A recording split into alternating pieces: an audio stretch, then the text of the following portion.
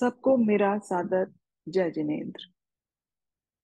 शीश नवा अरिहंत को सिद्धन करूं प्रणाम। उपाध्याय आचार्य का ले सुखकारी नाम। सर्व साधु और सरस्वती जिन मंदिर सुख काम।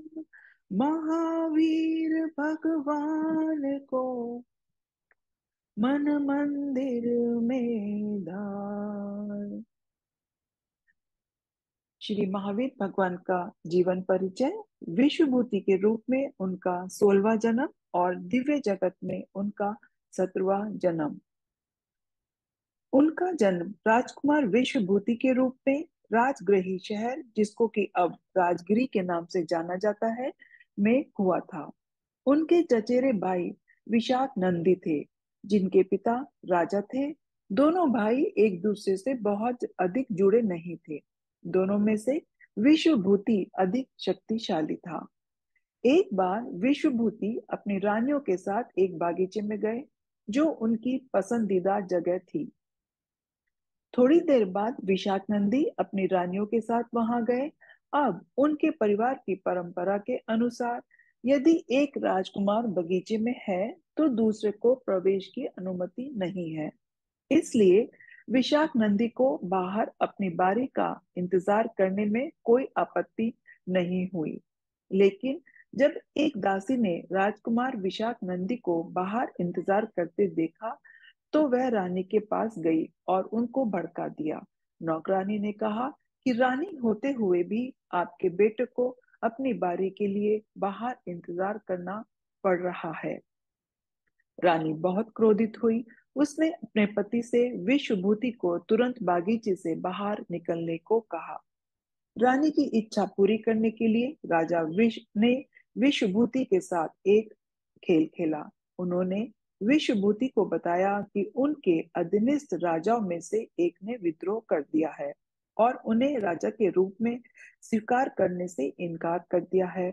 इसलिए उनके खिलाफ युद्ध छेड़ना होगा। विश्वभूति ने अपने चाचा को आराम करने के लिए कहा और प्रस्ताव दिया कि वह जाकर अधीनस्थ राजा के खिलाफ उनसे लड़ाई करे। राजा सहमत हो गए। इसलिए विश्वभूति असहमत राजा के खिलाफ युद्ध छेड़ने की पूरी तैयारी करने के लिए चले गए। उनके आश्चर्य की कोई सीमा न रही जब उन्होंने देखा अदनिस राजा ने उनका गर्म जोशी से स्वागत किया और कहा कि उनकी ओर से असहमति का कोई सवाल ही नहीं है। विश्वभूति ने लौटकर यह बात राजा को बताई। इसके बाद जब वह मनोरंजन के लिए अपने पसंदीदा बागीचे में वापस गया, तो उसने देखा कि उसका चचेरा भाई उसकी रानियों के साथ वहां था, लेकिन अपनी पारंपरिक परंपरा के अनुसार वे अंदर नहीं जा सके। वह सारा खेल समझ गया जो राजा ने उनके साथ खेला था। इन सब से वह बहुत क्रोधित हो गया। उसने बड़े गुस्से से अपना एक हाथ पेड़ पर मारा और कहा कि तुम लोग मेरे करीबी रिश्तेदार हो, नहीं तो मैं तुम्हें अभी इसी तरह से कुचल देता। उनमें सांसारिक जीवन के प्रति वैराग्य उत्पन्न हो गया और उन्होंने तुरंत इसे त्याग दिया। वह एक जंगल में चले गए और वहां उन्होंने बहुत तपस्या की। कई वर्षों के बाद वह एक ऐसे स्थान से गुजरे जहां विशाख नंदी अपने चचेरे भाई की शादी में शामिल होने आए थे। उन्होंने एक दूसरे को देखा, लेकिन तभी एक गाय ने विश्वभूति को टक्कर मारी। वह वहीं गिर पड़े। विशाख नंदी ने कड़वे शब्दों में उनका मजाक उड़ाया और कहा कि तुम इतने शक्तिशाली हो कि तुम हम सभी को कुचल सकते हो, पर एक गाय ने तुम्हें पटक दिया तो तुम्हारी ताकत कहाँ चली गई। इसके साथ ही वहां पे जो लोग मौजूद थे वो भी हंसने लगे। इस उपहास से विश्वभूति को बहुत क्रोध आया। वह अपनी सारी तपस्या और त्याग भूल गए और उन्होंने गाय को पकड़ लिया और ताकत दिखाने के लिए उसे कुचल डाला। फिर वह वहां से चले गए, लेकिन वह अपने भाई विशाख नंदी के उपहास को नहीं भूल पाए। और क्योंकि उसके अगले जन्म में विशाख नंदी से अत्यधिक बदला लेने का संकल्प भी लिया, उनकी घोर तपस्या के कारण उनका अगला जन्म दिव्य लोक में हुआ। त्रिपुष्ट वासुदेव के रूप में उनका 18वां जन्म। दिव्य जगत में अपना जीवन काल पूरा करने के बाद विश्वभूति का अगला जन्म भरत क्षेत्र में त्रिपुष्ट वासुदेव के रूप में हुआ। एक बार राजा प्रजापति की रानी भद्रा ने 4 सपने देखे, जिससे संकेत मिला कि उनका पुत्र बलदेव के रूप में जन्म लेगा, जिसका नाम उन्होंने अचल कुमार रखा। बाद में राजा प्रजापति की दूसरी पत्नी मृगावती ने 7 सपने देखे, जो संकेत देते थे कि वह एक वासुदेव को जन्म देंगी, जो एक बहुत शक्तिशाली राजा बनेगा। माता पिता ने उनका नाम त्रिपुष्ट रखा। एक नियम के रूप में बलदेव और वासुदेव हमेशा अलग अलग माताओं के भाई हैं, और एक दूसरे के लिए इनका प्यार इस दुनिया में अद्वितीय है। और इसलिए राजकुमार अचल कुमार और राजकुमार त्रिपुष्ट के मन में भी एक दूसरे के प्रति बहुत प्रेम था। छोटी उम्र से ही उन दोनों ने जल्दी ही विभिन्न प्रकार के ज्ञान और कौशल सीख लिए। दूसरी ओर विशाख नंदी का जन्म प्रति वासुदेव के रूप में हुआ। उनका नाम अश्वग्रीव था और वह बहुत शक्तिशाली राजा थे। उनके अधीन 16,000 राजा थे। एक बार एक क्रूर शेर, जिसका नाम केसरी था, ने राज्य में बहुत हिंसा फैलाई, जिसके कारण अश्वग्रीव ने घोषणा की कि उनके सभी अधीनस्थ राजाओं को एक एक करके बारी बारी से क्रूर शेर से राज्य की रक्षा करनी होगी। यह सुनकर राजकुमार त्रिपुष्ट ने अपने पिता से शेर के खिलाफ लड़ने के लिए उनका प्रतिनिधित्व करने की अनुमति मांगी। तब वह गया और पल भर में शेर का मुंह फाड़ डाला।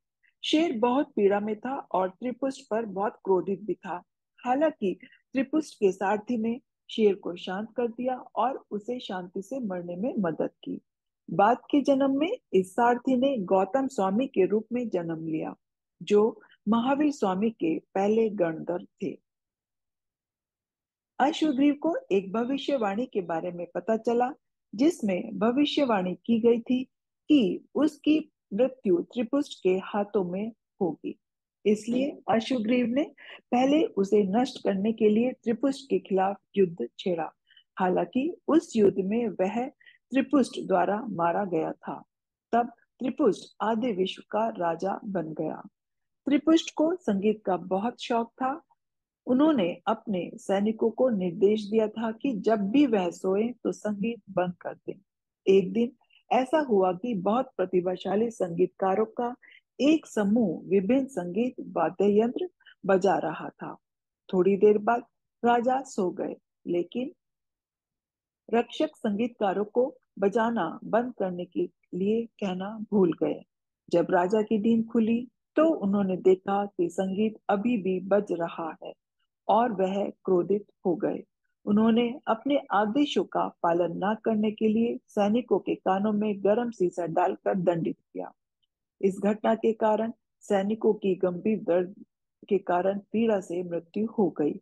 इस प्रकार त्रिपुष्ट ने गंभीर पाप कर्म का बंधन किया, जिसका कष्टदायक प्रभाव उन्हें तीर्थंकर के जन्म में मिला। भगवान को इस निकाचित कर्म का भुगतान करना पड़ा। जब वह जंगल में अपनी साधना कर रहे थे और रक्षक, जो उस जीवन में एक चरवाहा था, ने बारू यानी कि घास के ब्लेड की तरह लंबे स्टील से भगवान के कान में छेद कर दिए। उसने बाहर निकली हुई घास के सिरे काट दिए ताकि उन्हें कोई हटा न सके, और वह वहां से चला गया। भगवान को यह कष्ट 6 माह तक सहना पड़ा। भगवान के कुछ अगले जन्म।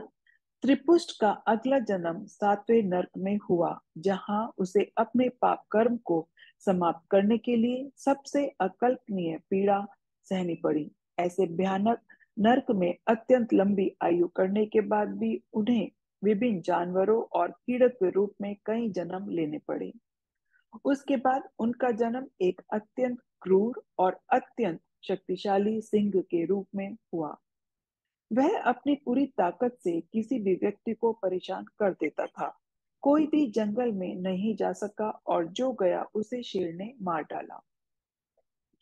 एक बार दो देवता आकाशीय प्राणी होते हैं वो पृथ्वी पर आए और शेर से पूछा, क्या आप जानते हैं कि आप कौन हैं? अपने पिछले जन्म में आप प्रथम तीर्थंकर के होते थे।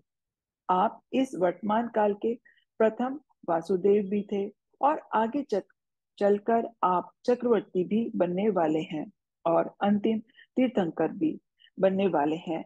बहुत इसलिए दूसरों को दुख पहुंचाने की अपनी आदत से बाहर आए। इस सही समझ को स्वीकार करें। यह सुनकर शेर शांत हो गया और दोनों देवों के प्रति गहरा धन्यवाद और आभार व्यक्त किया।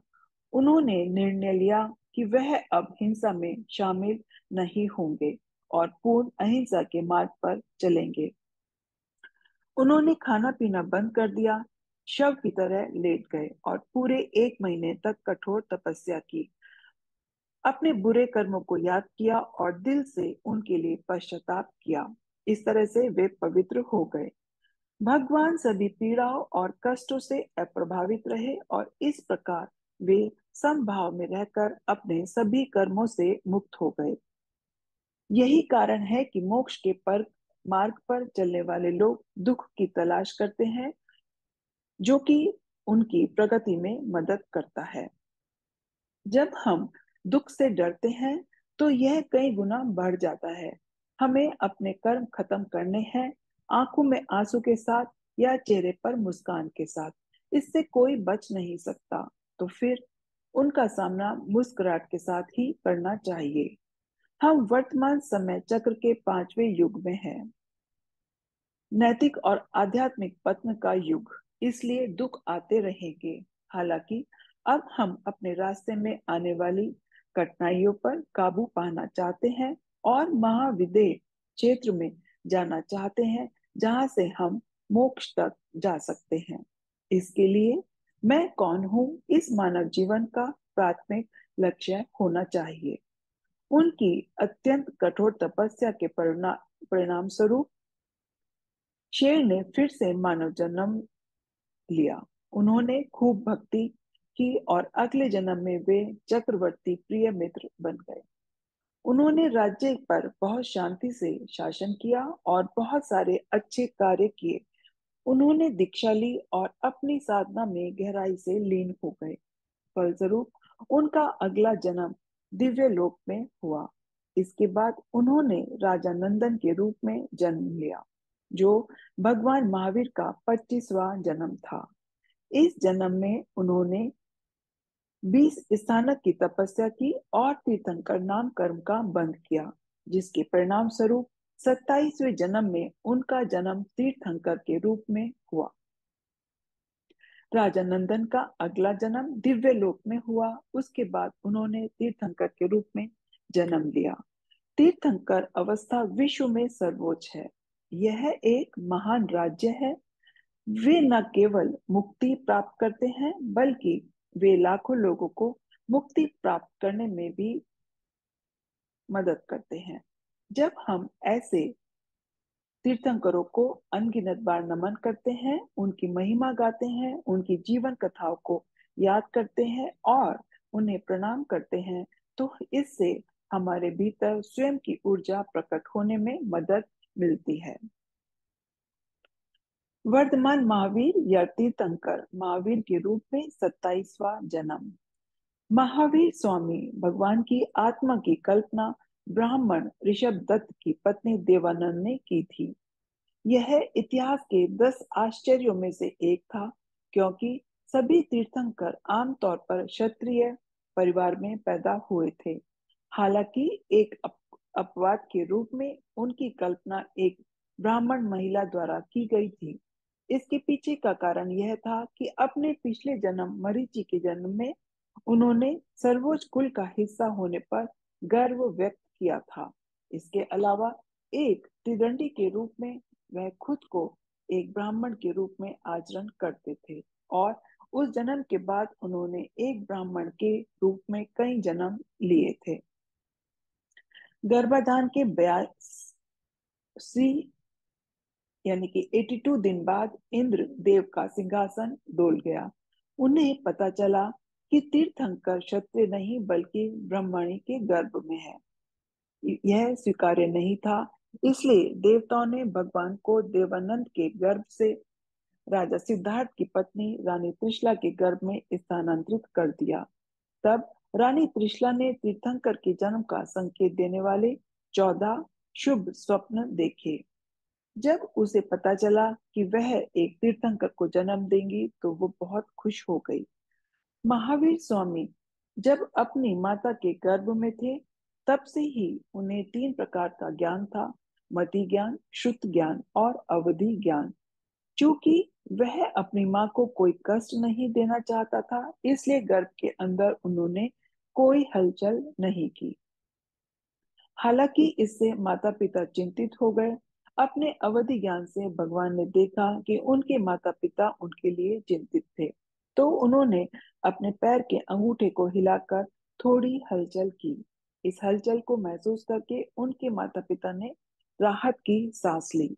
माता पिता का अपने प्रति यह लगाव देखकर महावीर भगवान ने गर्भ में ही निर्णय ले लिया था कि वे दीक्षा तभी लेंगे जब उनके माता पिता नहीं रहेंगे।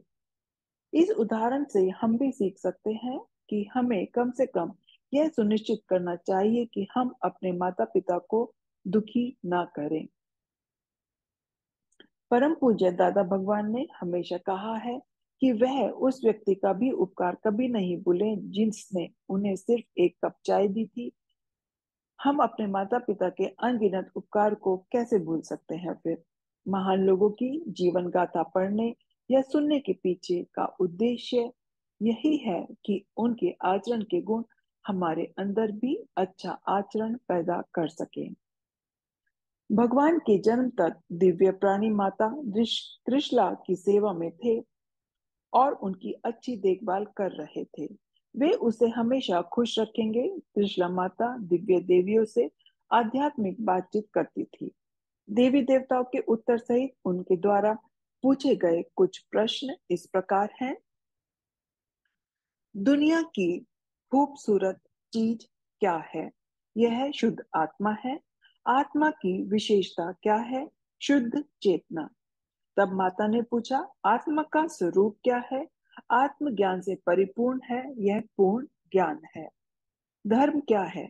अपने स्वभाव में आ जाना ही धर्म कहलाता है। उदाहरण के लिए एक आम अपने प्राकृतिक गुणों जैसे स्वाद और रंग से जाना जाता है। उसके अनुसार जब कोई अपने वास्तविक स्व या आत्मा की प्रकृति में आता है तो इसे आत्म धर्म कहा जाता है। सर्वोच्च आचरण क्या है? देवगण बताते हैं कि वीतरागता ही सर्वोच्च आचरण है। जब किसी के प्रति राग द्वेष नहीं होता तो उसे वीतराग कहा जाता है। इस संसार में पापी कौन है? जो दूसरों को दुख पहुंचाता है या हानि पहुंचाता है, वह पापी है। सबसे बड़ा पाप है किसी के विश्वास की निंदा करना, यानी किसी भगवान, गुरु या धर्म की निंदा करना। इस संसार में संतुष्ट आत्मा कौन है? जो आत्मा में निवास करता है, जो न तो अच्छे और न ही बुरे कर्म बांधता है। उसका क्या होता है? वह जीव मोक्ष की ओर जाता है। वह कौन है जिसके पास सद्बुद्धि है, जो जानता है कि क्या सार है और क्या नहीं है? इस दुनिया में सबसे साहसी व्यक्ति कौन है? जो अपने शत्रु को भी क्षमा कर देता है। ये माफी देनी नहीं पड़ती, यह कुदरती है। दुनिया का सबसे मूर्ख व्यक्ति कौन है? जिसने मानव जन्म प्राप्त कर लिया है फिर भी उसे आत्मा का बोध नहीं हुआ है। असली साहसी व्यक्ति कौन है? क्रोध, मान, माया, लोभ, मोह और द्वेष रूपी आंतरिक शत्रुओं का नाश करने वाली, जिन किनसे कहते हैं, जो मोह पर विजय पा लेता है। सबसे अच्छा व्यक्ति कौन है? जो सभी शाश्वत तत्वों को जानता है। मुमुक्षु किसे कहते हैं? जो दिन रात मोक्ष जाने की आकांक्षा में लगा रहता है। इस प्रकार जब भगवान महावीर माता त्रिशला के गर्भ में थे तो उन्हें दिव्य देवी देवताओं से इतने अच्छे उत्तर मिले, ये हमारे लिए सबसे बड़े जीवन सबक के रूप में काम करते हैं। परम पूज्य दादा भगवान से भी कुछ प्रश्न पूछे गए, जिनका उन्होंने इस प्रकार उत्तर दिया। इस संसार में त्यागने योग्य कौन सी वस्तु है? सभी अस्थायी चीजें। बंधक में कौन है जो अस्थायी वस्तु से आसक्त है? इस संसार में कौन स्वतंत्र है जो क्षणभंगुर वस्तुओं से विरक्त है? सबसे बुरा नरक कौन सा है? प्रत्येक जीवित प्राणियों को कष्ट पहुंचाने का प्रयास करना। इस शरीर में सबसे सुंदर चीज कौन सी है? शुद्ध आत्मा। स्वर्ग जाने का रास्ता क्या है? जीवन भर दूसरों को शांति और खुशी देते रहो। इस दुनिया में सबसे गरीब कौन है? जो रेस कोर्स में प्रवेश करता है, अर्थात जो प्रतियोगिता में प्रवेश करता है। सबसे अमीर कौन है? जो जीवन में हर समय पूर्णतः संतुष्ट एवं संतुष्ट रहता है। शरीर का सबसे बड़ा रोग कौन सा है? इस संसार में पुनर्जन्म लेने का रोग और अनगिनत जन्मों तक कष्ट भोगना। सबसे अच्छी दवा कौन सी है इस बीमारी को सही करने के लिए? ज्ञानी के पास जाओ, वह इस बीमारी को जड़ से उखाड़ फेंकते हैं। हमें कैसे पता चलेगा कि अब हम इस सांसारिक रोग से मुक्त हो गए हैं? जब हम संसार को दोष रहित देखते हैं, जब हमें इस संसार में किसी का दोष नहीं दिखता। इस संसार में सच्चा किसे कहा जाता है? जो स्वयं के प्रति ईमानदार है, जो किसी को धोखा नहीं देता, वह स्वयं के प्रति ईमानदार कहलाता है। सबसे अच्छी सेवा कौन सी है? जब कोई व्यक्ति जीवन भर चुपचाप दूसरों की सेवा में लगा रहे। सर्वोत्तम पुण्य कर्म कौन सा है? माता पिता और गुरु की सेवा करो। इससे आगे की महावीर जन्म कल्याणक के बारे में अगली वीडियो में। सादर जय जिनेन्द्र।